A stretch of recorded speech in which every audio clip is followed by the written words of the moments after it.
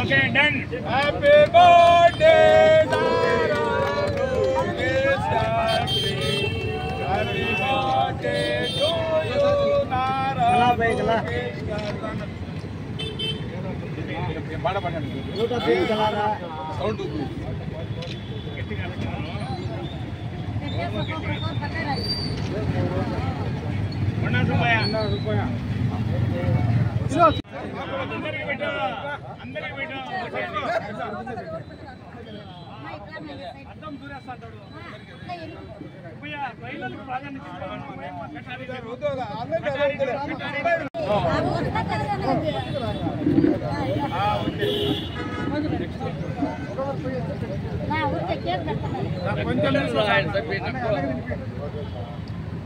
బాగుంది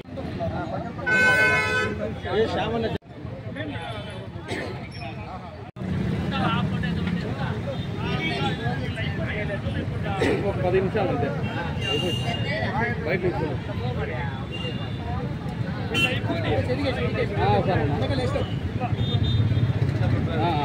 సరే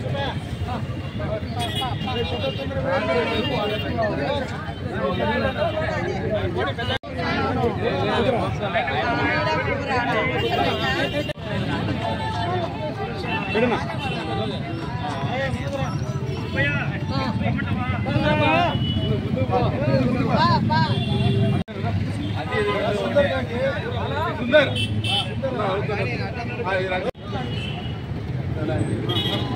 ఎట్లా ఉండవు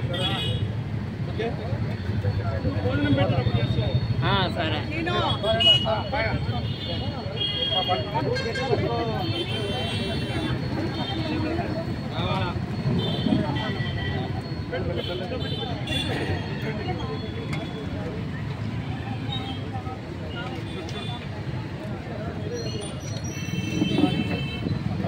సుబ్బయ్య వస్తాను పక్కన వస్తాను ఊరికట్ట పట్టుకొని చాలు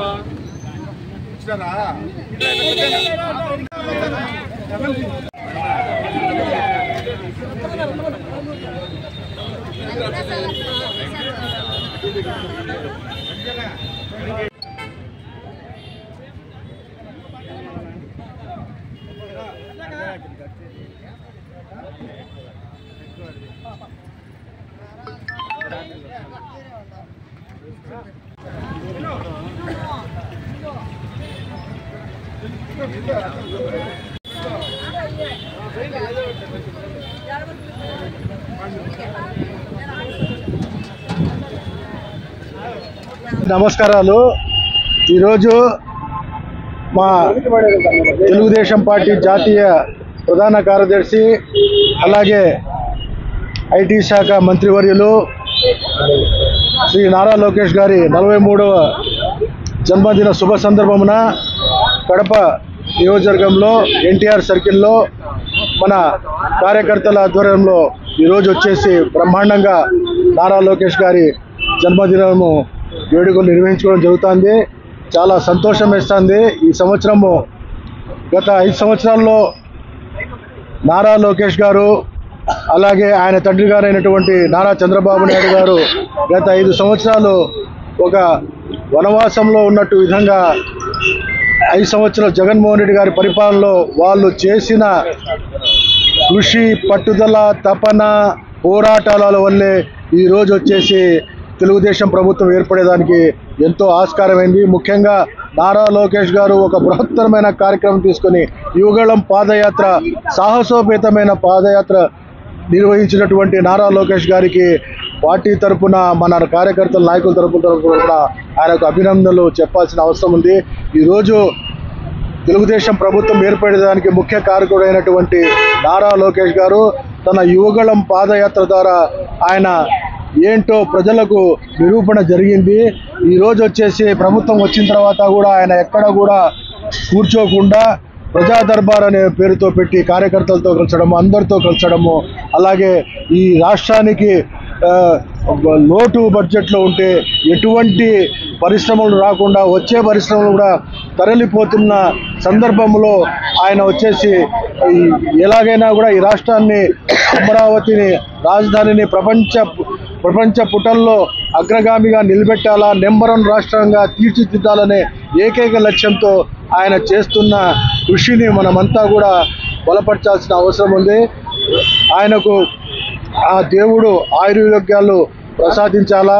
అలాగే వచ్చేసి ఆ రోజు నందమూరి తారక రామారావు గారు ప్రతిష్టాత్మకంగా సమాజమే దేవాలయము, ప్రజల గుండెల్లో దేవుడు ఉన్నాడని ఏ కాన్సెప్ట్తో ఆయన పార్టీ స్థాపించాడో, తాతకు తగ్గ మనవడిగా నారా లోకేష్ గారు, తండ్రికి తగ్గ తనయుడిగా ఆయన చేస్తున్న సేవలను మరువలేనివి.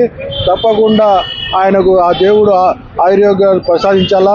రాబోయే రోజుల్లో ఆయన ఈ ఆంధ్ర రాష్ట్రానికే కాదు మొత్తం భారతదేశానికి ఒక ఆదర్శమైన నాయకుడిగా ఎదగాలని చెప్పి మేమంతా కూడా ఆ దేవుణ్ణి ప్రార్థిస్తున్నాం.